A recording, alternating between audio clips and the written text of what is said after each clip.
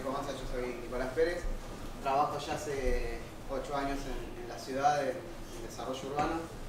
Me encargo de todo lo que es la parte GIS, de lo que es de la información de catastro, de la ciudad y demás.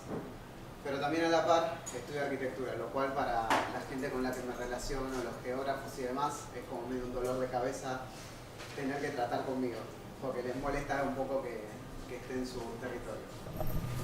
Hoy les voy a traer un poco de lo que es OpenStreetMap y cómo se relaciona con mi rama educativa de lo que es la arquitectura y el urbanismo. Pregunta que siempre me surgió cuando empezaba a meterme un poco en el mundo del OpenStreetMap, del GIS y demás, de que es para un clan cerrado de 10 personas, geógrafos, o sea, muy puntual. Y empecé a entender con el tiempo de que no, que con aprender algunas cosas básicas y algunos conceptos generales, OpenStreetMap y lo que es el mundo de GIS es abierto para todos. Y algo fundamental es que tiene que ser abierto para todas las ramas, porque en algún momento, mal que mal, siempre consultamos un mapa, sea cual sea nuestra profesión del día a día. Entonces, a la hora de, por ejemplo, en mi caso, del urbanismo y la arquitectura, la pregunta es cómo me abro al OpenStreetMap, cómo lo empiezo a recibir como parte de mi tarea, de mi investigación y demás. Entonces, bueno, como ahí en la última pregunta, ¿cómo nos puede ayudar en nuestras necesidades? Bueno, a la hora de armar un proyecto urbanístico, nosotros tenemos que saber una cosa fundamental que es el modelo conceptual del hábitat. El mismo se va a constituir por estos 4 puntos. Lo que es el subsistema natural, el subsistema construido, que eso forma parte de un grupo. Y el otro grupo, el social y el productivo. Ambos trabajan entre sí, deben interactuar, pero también por dentro ambos se intercomunican. Por ejemplo, el subsistema natural es todo lo que nosotros conocemos como el terreno que compone la ciudad, su topografía, hidrografía, etc. Después, el subsistema construido es todo aquello que se hizo por sobre el mismo. Hoy actualmente se ve como una gran diferencia entre ambos, como por ejemplo casos de inundaciones en ciudades y demás. Ahí se puede ver cómo el subsistema construido no fue de la mano con el subsistema natural. Después, por otro punto, tenemos el subsistema social y el productivo, que es todo lo que conforma, digamos, a las personas, sus costumbres, sus etnias, religiones y demás, dentro de lo que es el sistema natural y construido. Y después el subsistema productivo es todo lo que la gente, digamos, realiza actividades para generar elementos para su subsistencia dentro también de su hábitat. Entonces, bien, ¿cómo empezamos a analizar todos estos puntos y de dónde vamos a recopilar información para los mismos? Entonces, como mencionábamos antes, dentro del subsistema social y del productivo, la fuente de información puede ser Big Data, estadística y censo, relevamiento en campo, y empezamos a entender cómo funciona cada uno en sí. En el ejemplo de Big Data, por ejemplo, podemos hacer análisis de transporte en aplicaciones o actividades comerciales que se suscitan en diferentes áreas.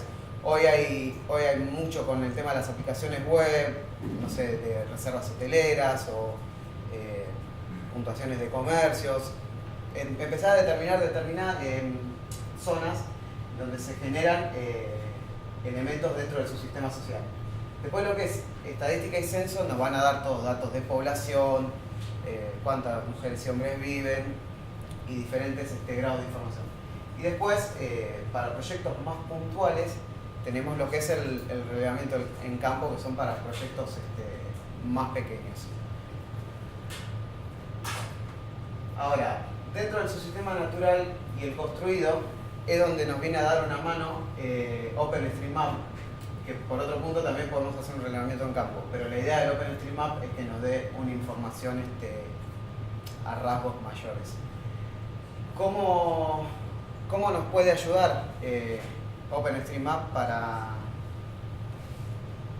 para obtener dicha información. Gonzalo. Sí.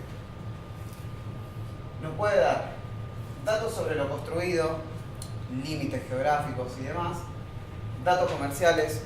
En el OpenStreetMap también podemos cargar datos de comercios, puntos de interés y demás. Datos de transporte, si hay carriles de uso exclusivo de ómnibus, paradas, terminales y demás. Y después datos sobre salud, educación, seguridad, o sea, dónde hay hospitales, dónde hay centros de salud, clínicas, escuelas, qué tipo de escuelas, comisarías.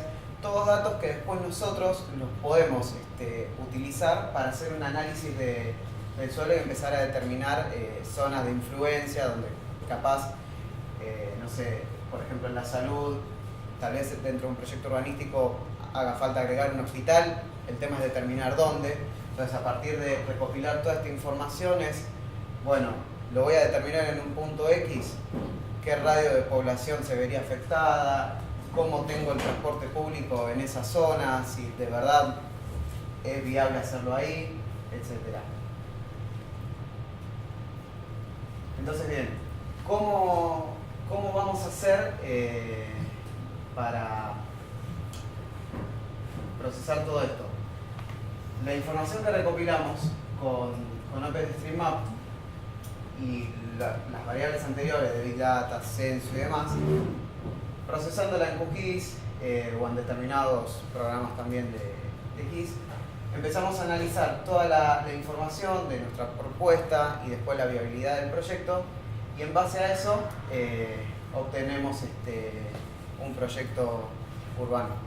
Es clave también a la hora de realizar la propuesta que no solamente la haga el arquitecto o el urbanista, sino que en los proyectos urbanos es para mí fundamental y es clave que participen todas las partes, que sea un trabajo completamente interdisciplinario. Entonces, con estos puntos, digamos, básicos, es como OpenStreetMap nos puede ayudar a tener un mejor proyecto urbanístico en el campo de la arquitectura.